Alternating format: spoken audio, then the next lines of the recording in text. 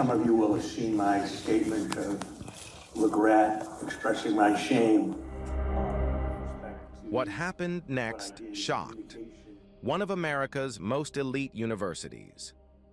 Larry Summers, former Harvard president, ex-Treasury Secretary, walked into a classroom this week and made an admission.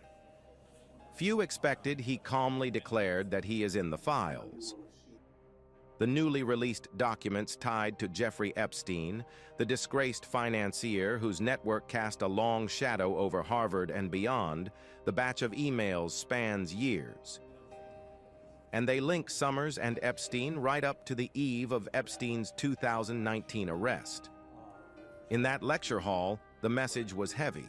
Summers said he would step back from public roles, but he insisted, "I think it's very important to fulfill my teaching obligation." He then proceeded with his lecture, despite being at the eye of a storm.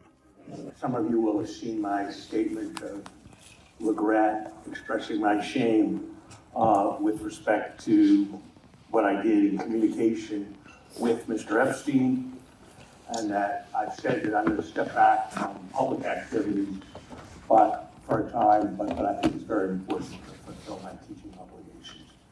And so, with your permission, we're going to go forward and talk about the material in the class. The emails revealed him seeking Epstein's advice on personal matters, including romance. Even after Epstein's 2008 conviction for soliciting a minor, Harvard has now launched an investigation into Summers and other affiliates named in the Epstein files. But the fallout didn't stop at Harvard's gates.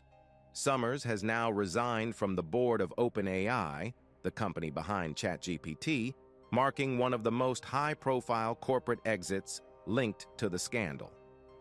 In a brief statement, OpenAI said they respect his decision and acknowledged his contributions.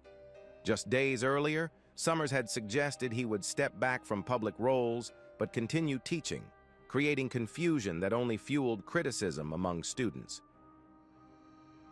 The documents released by Congress contain over 20,000 pages of material, emails, schedules, logs, much of which shows Epstein actively keeping Summers in his orbit.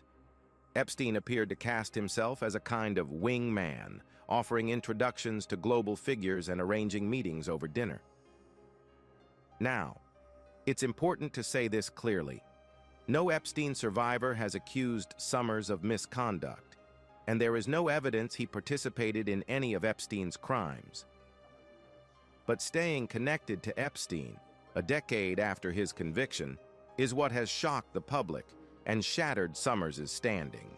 And the institutional distancing continues. The Center for American Progress confirmed that Summers has ended his fellowship there. Yale's Budget Lab similarly said he is no longer part of its advisory group.